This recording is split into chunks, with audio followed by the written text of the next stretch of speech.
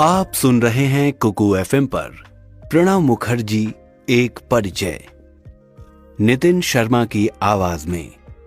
Kuku FM, सुने जो मन चाहे।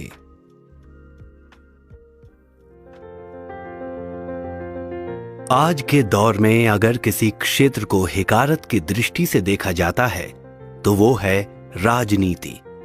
अक्सर राजनीति और राजनेता का जिक्र आते ही मन में अनायास ही गलत धारणाएं बनने लगती हैं। पर कुछ ऐसे भी राजनेता हुए हैं जिन्होंने इस धारणा को बदल दिया।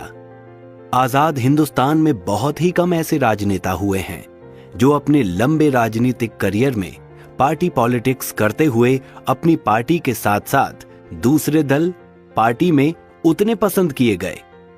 ऐसे कुछ ही कम राजनेता हुए जो इतने लंबे करियर में तमाम जिम्मेदारियां निभाने के बाद बेदाग रहे और जनता के बीच में अपनी लोकप्रिय छवि बनाई।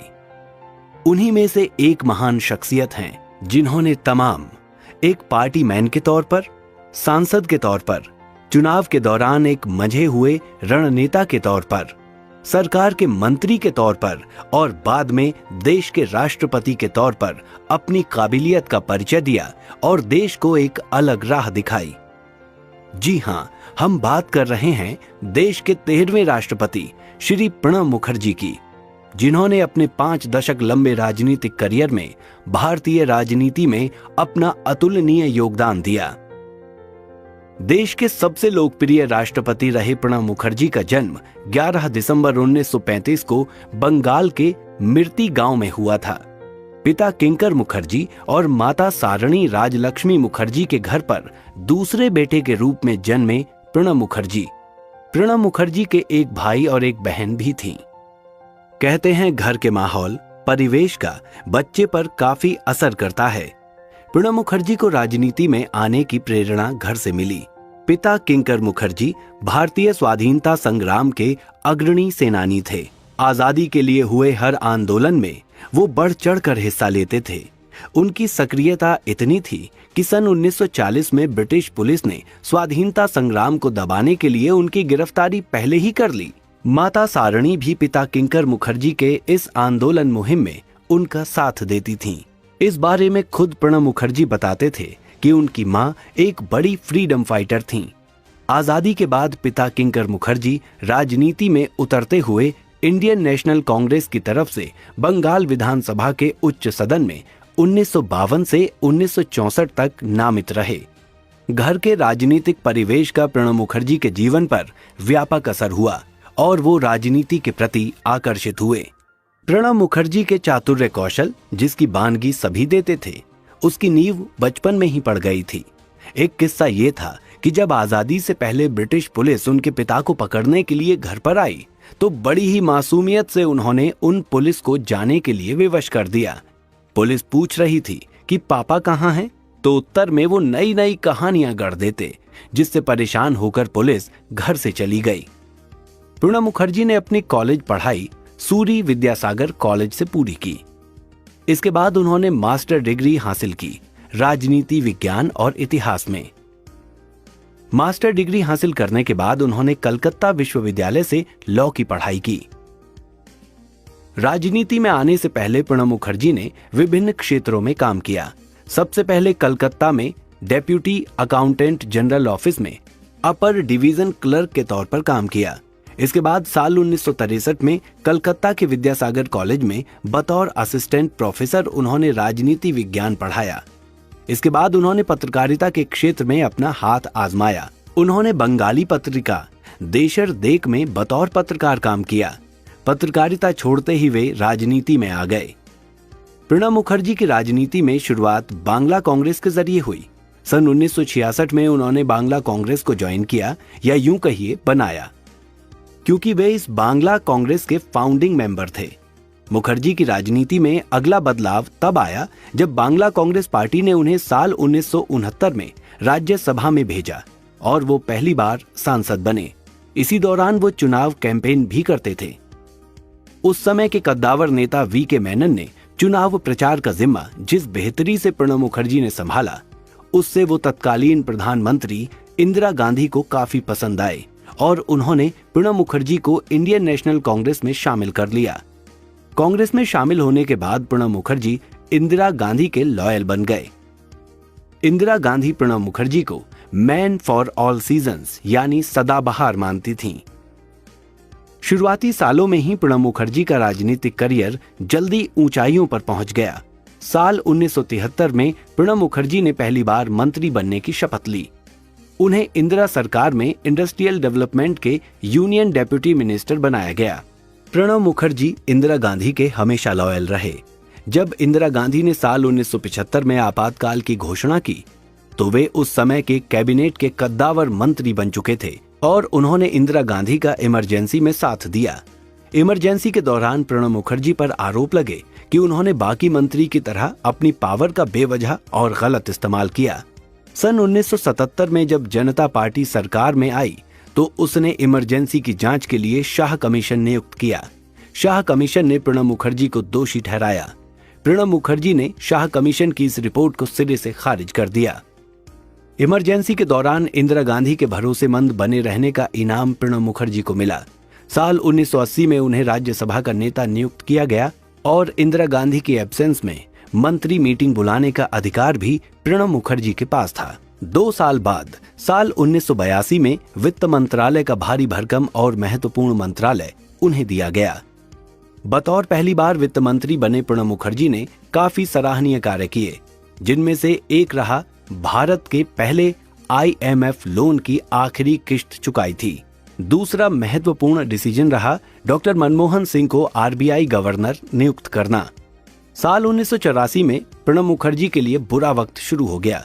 पहले तो उन्होंने अपनी मेंटोर गुरु इंदिरा गांधी को खो दिया, फिर इसके बाद उन्हें मंत्रिमंडल से निकाल दिया गया। मंत्रिमंडल से निकाले जाने के पीछे राजीव गांधी से उनके तनाव थे। कहा जाता है कि इंदिरा सरकार में इतने बड़े कद्दावर मंत्री होने पर प्रणब मुखर्जी खुद को इंदिरा गांधी का असली वारिस और प्रधानमंत्री पद के योग्य मानते थे, पर राजनीति का खेल निराला। प्रधानमंत्री की कुर्सी राजीव गांधी को दी गई। ये मुख्य वजह रही दोनों की। हालांकि मुखर्जी ने बाद में इसे निराधार बताया। मंत्रिमंडल से निकाले जाने के बाद राजीव गांधी ने प्रणब मुखर्जी को केंद्र की राजनीति से दूर राज्य में भेज दिया। साल 1985 में उन्हें बंगाल कांग्रेस का प्रेसिडेंट बना दिया गया, पर इससे ठीक 1 साल बाद उन्हें इस पद से हटाकर उनके विरोधी नेता को प्रेसिडेंट बना दिया गया। पार्टी में इस तरह खुद को साइडलाइन किए जाने पर मुखर्जी काफी आहत हुए। बाद में कांग्रेस से निकाले जाने पर उन्होंने अपनी खुद की नई पार्टी राष्ट्रीय समाजवादी कांग्रेस की स्थापना की। बड़ी उम्मीदों से खड़ी की गई पार्टी का हश्र चुनाव में बहुत बुरा हुआ।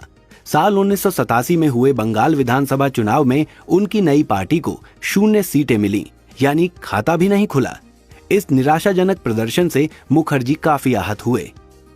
कांग्रेस जी की वापसी की राह बनी 4 साल बाद, जब बड़े बड़े दिग्गज नेताओं ने राजीव गांधी और प्रणब मुखर्जी के बीच में तनाव को कम किया। प्रणब मुखर्जी पार्टी में आ गए, पर सरकार में उनकी कोई भूमिका नहीं रही। साल 1991 में राजीव गांधी की हत्या के बाद प्रणब मुखर्जी की सरकार में वापसी हुई, मंत्री के तौर पर नहीं बल्कि योजना आयोग के उपाध्यक्ष के तौर पर, जिसका दर्जा एक कैबिनेट मंत्री जितना था। साल 1991 में जब नरसिम्हा राव की सरकार आई तो खुद नरसिम्हा राव ने प्रणब मुखर्जी को योजना आयोग के उपाध्यक्ष के लिए नामित किया। साल 1995-96 में बतौर विदेश मंत्री प्रणब मुखर्जी सरकार में दोबारा शामिल हुए। साल 1996 में कांग्रेस सत्ता से बाहर हो गई, लेकिन प्रणब मुखर्जी को एक नई जिम्मेदारी मिली, या यूं कहें उन्होंने निभाई। साल 1998 तक जब कांग्रेस लगातार चुनाव हार रही थी, तब उन्होंने स्वर्गीय राजीव गांधी की पत्नी सोनिया गांधी को राजनीति में आने के लिए तैयार किया और उनको मेंटर किया। इसी साल वो कांग्रेस के जनरल सेक्रेटरी बनाए गए। प्रणब मुखर्जी का एक कैबिनेट मिनिस्टर के रूप में सफर शुरू हुआ साल 2004 में, जब कांग्रेस के नेतृत्व में यूपीए सरकार में आई। जब यूपीए चेयरपर्सन सोनिया गांधी ने प्रधानमंत्री बनने से इनकार कर दिया तो सबकी जुबान पर एक ही नाम था प्रधानमंत्री पद के लिए। वो नाम था प्रणब मुखर्जी का। उस समय प्रणब मुखर्जी सबसे सीनियर मिनिस्टर थे, पर सोनिया गांधी ने डॉक्टर मनमोहन सिंह को प्रधानमंत्री बना दिया। इसके बाद प्रणब मुखर्जी ने डॉक्टर मनमोहन सिंह के नेतृत्व में कई मंत्रालय संभाले। साल 2004 में उन्हें डिफेंस मिनिस्ट्री सौंपी गई। साल 2006 से साल 2009 तक उन्हें विदेश मंत्री का पद दिया गया और यूपीए सरकार के दूसरे कार्यकाल में उन्होंने 3 साल बतौर वित्त मंत्री भी काम किया, जब तक कि वो राष्ट्रपति पद के नामित नहीं हो गए। साल 2004 से पहले प्रणब मुखर्जी हमेशा सांसद राज्यसभा के रास्ते से बने, लेकिन साल 2004 में उन्होंने पहली बार लोकसभा का चुनाव लड़ा, पश्चिम बंगाल के जंगीपुर सीट से, और अपने पहले ही चुनाव में जीत हासिल की। जीत के बाद वो लोकसभा के नेता चुने गए। प्रणब मुखर्जी उन चुनिंदा नेताओं में से एक हैं जिन्हें दोनों सदनों का नेता बनने का गौरव प्राप्त है। अपने 40 साल के अनुभव में पार्टी सरकार को चलाने वाले प्रणब मुखर्जी का अनुभव यूपीए सरकार की गठबंधन सरकार में बहुत काम आया। उनके चातुर्य कौशल, बुद्धिमत्ता और समझौता करने की अपार क्षमता ने गठबंधन सरकार चलाने में काफी मदद की। ये तथ्य विरोधी नेता लालकृष्ण आडवाणी के सदन में दिए गए बयान से समझा जा सकता है। आडवाणी ने कहा था कि अगर प्रणब मुखर्जी ना होते तो इस सरकार का क्या होता। यूपीए सरकार के दौरान हर पद पर रहते हुए मुखर्जी ने काफी सराहनीय कार्य किए। उन्होंने साल 2005 में Indo US defence framework deal कराई। यूएस से बढ़ते संबंधों से रूस ना नाराज हो जाए, इसके लिए असली गुट निरपक्षता दिखाते हुए रूस के साथ रणनीतिक साझेदारी को बढ़ावा दिया और वॉर एक्सरसाइज के लिए तैयार किया। विदेश मंत्री के तौर पर अपने पहले कार्यकाल में उन्होंने आसियान देशों से संबंध बढ़ाते हुए लुक ईस्ट फॉरेन पॉलिसी अपनाई। अपने दूसरे कार्यकाल में उन्होंने US India civil nuclear programme को सफल बनाया और इसके बाद न्यूक्लियर सप्लायर ग्रुप में हिस्सा दिलाया, बिना एनपीटी साइन किए। खैर, इस समझौते से घरेलू राजनीति पर असर पड़ा। यूपीए सरकार की सहयोगी पार्टी सरकार छोड़कर जाने लगी। सरकार अल्पमत में आ गई। फिर मुखर्जी ने अपने राजनीतिक कौशल का उपयोग करते हुए सरकार को गिरने से बचाया। वित्त मंत्री के तौर पर प्रणब मुखर्जी ने पहली बार इंदिरा गांधी के साथ काम किया। दूसरी बार वो वित्त मंत्री बने यूपीए के दूसरे कार्यकाल में। इस कार्यकाल में उन्होंने कई रिफॉर्म किए, इकोनॉमी में बजट घाटा को कम किया और जीएसटी की रूपरेखा तय की।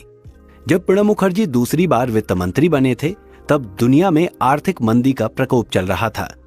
मुखर्जी ने इस प्रकोप के असर को भारत पर कम किया और देश को एक स्थिर अर्थव्यवस्था देने का प्रयास किया। इन्हीं प्रयासों के चलते उन्हें साल 2010 में best finance minister of the world चुना गया, जो इस बात का प्रतीक है कि प्रणब मुखर्जी ने बतौर फाइनेंस मिनिस्टर कितना लाजवाब काम किया था। प्रणब मुखर्जी ने कैबिनेट मंत्री के साथ साथ यूपीए सरकार के लिए संकट मोचक की भूमिका निभाई। जब भी सरकार को कोई भी परेशानी हुई तो प्रणब मुखर्जी हमेशा बचाने के लिए तैयार थे। यूपीए सरकार में उनका कद इतना बड़ा था, वो हर काउंसिल ऑफ मिनिस्टर्स के हेड थे। जब वो राष्ट्रपति पद के लिए नामित हुए तो उस समय वो कई मिनिस्टर्स के ग्रुप को हेड कर रहे थे। प्रणब मुखर्जी जुलाई 2012 में भारत के राष्ट्रपति बने, पर कहते हैं कि वो ये सौभाग्य 2007 में ही पा जाते, पर सोनिया गांधी ने नहीं चाहा। हुआ ये था कि साल 2007 में सरकार कई मोर्चे पर फंसी हुई थी, जिससे केवल प्रणब मुखर्जी ही निकाल सकते थे। इसलिए सोनिया गांधी ने उस वक्त अपने सबसे विश्वस्त साथी को प्रेसिडेंट पद के लिए नहीं नामित किया। साल 2012 में जब मुखर्जी को राष्ट्रपति पद के लिए नामित किया गया तो वो काफी भाव विभोर हो गए। मैं भारत के लोगों को इस उच्च पद पर आसीन करने के लिए धन्यवाद देना चाहता हूं। उत्साह, लोगों की गर्मजोशी उल्लेखनीय थी। मैंने इस देश के लोगों से संसद की ओर से जितना मुझे दिया है उससे कहीं अधिक प्राप्त किया है। अब मुझे राष्ट्रपति के रूप में संविधान की रक्षा और बचाव की जिम्मेदारी सौंपी गई है। मैं कोशिश करूंगा और लोगों के विश्वास को सही ठहराऊंगा। प्रणब मुखर्जी की लोकप्रियता, सादगी और सभी पार्टी में उनका सम्मान राष्ट्रपति चुनाव में देखने को मिला।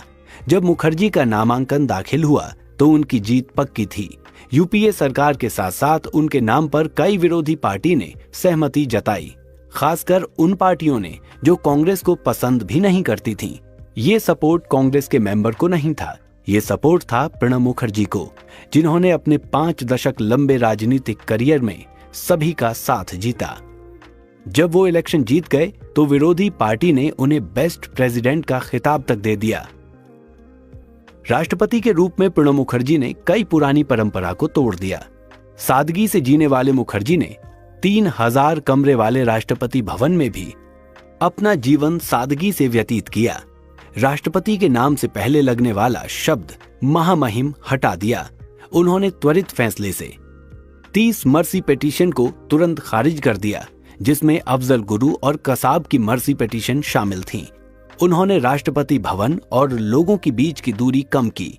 कई महत्वपूर्ण बिल को लागू किया, जिसमें क्रिमिनल बिल ऑर्डिनेंस 2013 भी था। प्रणब मुखर्जी अपने 50 साल के राजनीतिक करियर में जितने उम्दा राजनेता थे, उतने ही सिद्धांतवादी भी थे। वो हमेशा महत्वपूर्ण भूमिका में रहे सरकार में, जिससे उनके सरकार की सभी विश्वस्त जानकारी पर उनकी पहुंच थी, पर कभी भी अपने निजी फायदे के लिए उन्होंने इसका उपयोग नहीं किया। उनका मानना था कि जो बात ओपन हो सकती है वो तो हो ही जाएगी, और जो नहीं होनी चाहिए उसे नहीं ही होना चाहिए। इसी सोच के साथ व्यक्तिगत महत्वाकांक्षा को दरकिनार करते हुए वो हमेशा पार्टी, सरकार और देश के लिए कार्य करते रहे। साल 2017 में अपना राष्ट्रपति कार्यकाल समाप्त होने के बाद बढ़ती उम्र और स्वास्थ्य का हवाला देकर प्रणब मुखर्जी ने हमेशा के लिए सक्रिय राजनीति से विदा ले ली। निजी जिंदगी में प्रणब मुखर्जी ने 13 जुलाई 1957 को सुव्र मुखर्जी से शादी की। दोनों के 2 बेटे और 1 बेटी है। प्रणब मुखर्जी के बेटे अभिजीत मुखर्जी साल 2019 तक बंगाल के जंगीपुरा सीट से सांसद थे। उनकी बेटी शर्मिष्ठा मुखर्जी कथक डांसर हैं और कांग्रेस की नेता भी। प्रणब मुखर्जी निजी जिंदगी में डेग जियाओपिंग से प्रेरित थे। उनके शौक थे बागवानी, संगीत और बुक पढ़ना। कहते हैं जब तक वो दिन में एक बुक न पढ़ लें, उनका दिन पूरा नहीं होता। बुक पढ़ने का प्रभाव ये था कि प्रणब मुखर्जी का क्षेत्र काफी विशाल था। वो हर क्षेत्र के बारे में जानकारी रखते थे। बुक पढ़ने के साथ साथ प्रणब मुखर्जी को लिखने का भी शौक था। उन्होंने राजनीतिक करियर और समाज पर 10 किताबें लिखी जो काफी पॉपुलर हैं। प्रणब मुखर्जी के राजनीतिक करियर पर इंदिरा गांधी का काफी प्रभाव था। मुखर्जी इंदिरा गांधी को अपना गुरु, मेंटोर मानते थे। खुद इंदिरा ने प्रणब मुखर्जी के करियर को ऊंचाई तक पहुंचाने में मदद की। एक घटना का जिक्र करते हुए प्रणब मुखर्जी ने कहा कि किस तरह इंदिरा गांधी ने उनकी गलती पर डांटा। किस्सा ये हुआ कि सदन के दौरान विपक्षी नेता ने पूछा कि क्या सरकार विमुद्रीकरण करेगी, तो प्रणब मुखर्जी ने ऊंची आवाज में जवाब दिया कि नहीं। सदन समाप्त हुआ। जब मिनिस्टर की मीटिंग हुई तो इंदिरा गांधी ने मुखर्जी को इस बात पर डांटा कि सदन में उनकी आवाज में एरोगेंट था, जो कि सही आचरण नहीं था। इंदिरा गांधी की ये सलाह प्रणब मुखर्जी को ताउम्र याद रही। प्रणब मुखर्जी को जनता, पार्टी, विरोधी नेता तो सम्मान करते ही थे। इसके साथ साथ उन्हें विदेश से भी सर्वोच्च नागरिक सम्मान भी मिला। बांग्लादेश, आइवरी कोस्ट देशों ने उन्हें सम्मान दिया। इसके साथ तकरीबन देश विदेश की दर्जन से ज्यादा विश्वविद्यालय जैसे Istanbul university, Dhaka university, Mauritius university, Jordan university, Israel university, फिलिस्तीन university, Assam university, Goa university, Bangalore university ने उन्हें डॉक्टरेट की उपाधि दी। भारत सरकार ने साल 2019 में प्रणब मुखर्जी को देश का सबसे बड़ा सम्मान भारत रत्न से सम्मानित किया। साल 2008 में प्रणब मुखर्जी को पद्म विभूषण से सम्मानित किया गया। कोविड-19 महामारी के दौरान 10 अगस्त 2020 को मुखर्जी ने ट्विटर पर घोषणा की कि उन्होंने अपने मस्तिष्क में रक्त के थक्के को हटाने के लिए अपनी सर्जरी से पहले कोविड-19 के लिए सकारात्मक परीक्षण किया था। गलती से फिसलने और उनके बाथरूम में गिरने के बाद उन्हें अस्पताल में भर्ती कराया गया था। वे दिल्ली में सेना के अनुसंधान और रेफरल यानी R&R अस्पताल में वेंटिलेटर समर्थन और गंभीर स्थिति में थे। 84 वर्ष की आयु में 5 दशक राजनीतिक जीवन में बेदाग रहने वाले देश के कद्दावर नेता प्रणब मुखर्जी ने 31 अगस्त 2020 को अपनी अंतिम सांस ली।